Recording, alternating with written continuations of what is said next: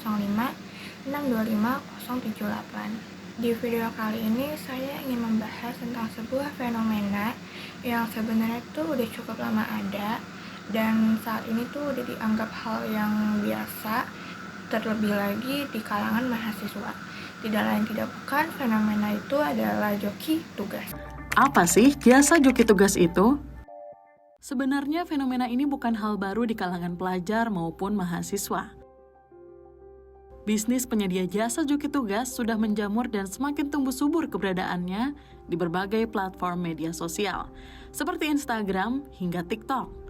Bahkan jasa joki ini juga dapat ditemukan di e-commerce seperti Shopee. Jenis jasa yang ditawarkan pun bermacam-macam. Nah, teman-teman tuh pasti udah nggak asing lagi dengan yang namanya joki.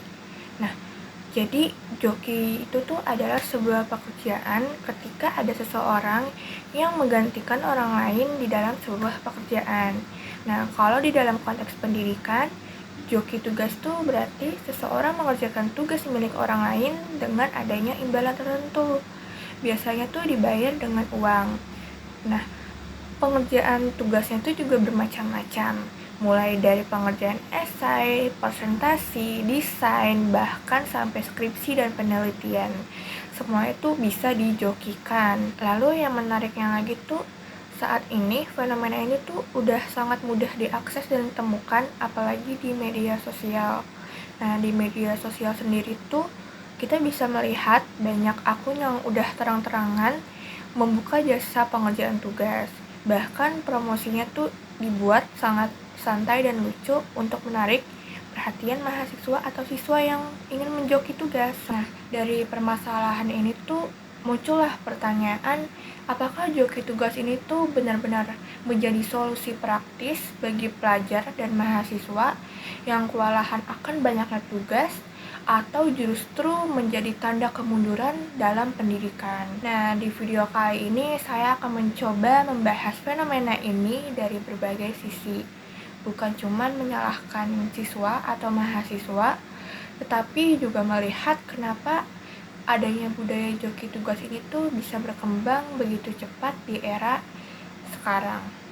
Jika dilihat lagi, alasan seseorang menggunakan joki tugas ini tuh sebenarnya cukup beragam. Banyak orang yang menganggap pengguna jasa joki itu sebenarnya malas. Memang ada yang seperti itu, tetapi tidak semuanya bisa disamakan seperti itu. Banyak sebagian siswa atau mahasiswa yang merasa terlalu terbebani oleh tugas yang menumpuk.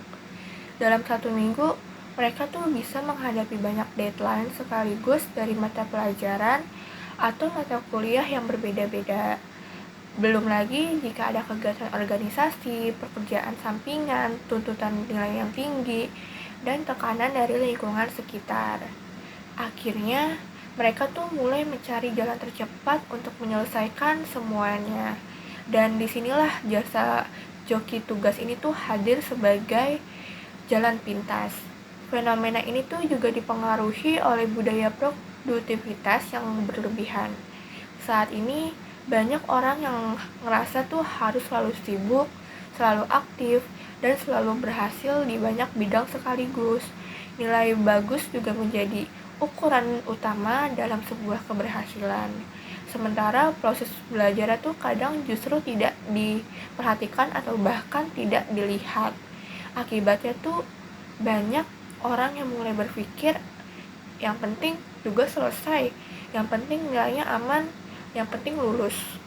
Padahal inti dalam pendidikan itu bukan hanya soal hasil akhir.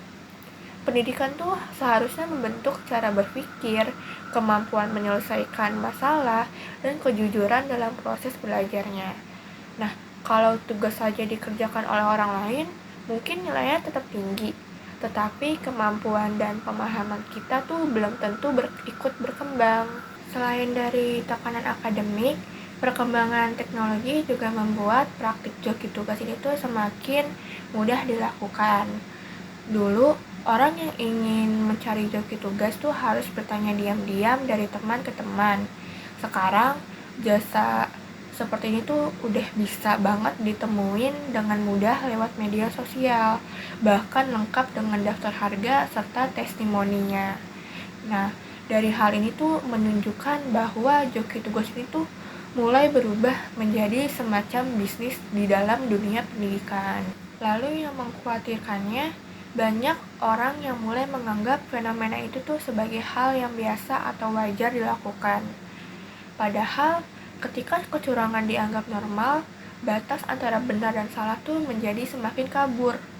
Misalnya, ada mahasiswa yang sebenarnya mampu mengerjakan tugas sendiri, tetapi tetap memakai jasa joki karena lebih praktis. Jika terus dilakukan, kebiasaan ini tuh bisa membuat seseorang terbiasa mencari jalan yang instan saat menghadapi kesulitan. Dan menurut saya, ini tuh bukan hanya masalah akademik, tetapi juga berkaitan dengan pembentukan karakter individu. Sekarang, jika dilihat dampaknya dalam jangka panjang, misalnya nih, ada seseorang yang selama kuliah mengerjakan jasa joki tugas ini tuh untuk mengerjakan laporan atau presentasinya. Nanti ketika ia masuk di dunia kerja, ia akan dituntut untuk berpikir mandiri dan menyelesaikan masalah secara nyata. Namun, kemampuan ini tidak terbentuk dengan baik karena selama proses pendidikan, ia lebih sering membeli hasil daripada melatih kemampuannya sendiri. Akhirnya, muncullah kondisi yang cukup ironis, nilai tinggi tapi kompetensinya rendah.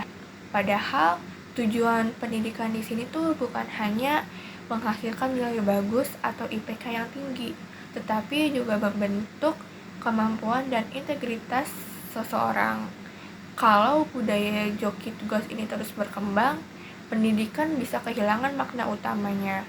Tugas yang seharusnya melatih cara berpikir akhirnya hanya dianggap sebagai formalitas agar cepat selesai. Namun, jika dilihat dari sisi lain, kita juga perlu melihat fenomena ini secara adil. Tidak semua kesalahan ini tuh bisa langsung dibebankan kepada siswa atau mahasiswa saja. Kadang sistem pendidikannya tuh ikut mendorong munculnya praktik joki tugas ini. Misalnya, tugas yang terlalu banyak atau pelajaran yang monoton membuat siswa merasa tugas ini hanyalah sebuah beban. Akibatnya, sebagian siswa tuh memilih mencari cara tercepat untuk menyelesaikannya. Karena itu, pendidikan tuh bukan hanya soal memberi tugas, tetapi juga membuat peserta didik memahami tujuan dari proses belajar itu sendiri. Lalu, bagaimana sih cara mengatasi fenomena ini? Nah, menurut saya sendiri, solusi terhadap joki tugas ini tuh tidak cukup hanya dengan hukuman saja. Perlu adanya perubahan cara pandang terhadap pendidikan itu sendiri. Nilai di sini tuh memang penting, tetapi proses belajar juga harus lebih dihargain. Selain itu, sistem pembelajaran perlu dibuat lebih relevan dan tidak hanya memberi tugas dalam jumlah yang banyak. Tugas seharusnya tuh membantu siswa berpikir dan memahami materi. Kesadaran tentang kejujuran akademik juga penting untuk dibangun sejak dini, karena pendidikan tuh bukan hanya soal hasil, tetapi juga tentang tanggung jawab terhadap usaha sendiri. Jadi, apakah joki tugas ini tuh merupakan solusi praktis atau kemunduran pendidikan? Mungkin jawabannya tuh ada di dua sisi sekaligus. Bagi sebagian orang, joki tugas tuh terasa seperti solusi cepat menghadapi tekanan akademik. Tetapi dalam jangka panjang, praktik ini tuh bisa merusak makna pendidikan itu sendiri. Karena pendidikan tuh bukan hanya sekedar nilai tinggi, tetapi proses membentuk kemampuan dan karakter seseorang. Dan ketika proses itu mulai digantikan oleh jalan pintas, seperti joki tugas ini, kita tuh perlu bertanya kembali apakah kita benar-benar belajar atau hanya mengejar angka. Oke teman-teman, itu saja pembahasan saya mengenai fenomena joki tugas di dalam dunia pendidikan. Terima kasih semuanya sudah menonton dan mendengarkan.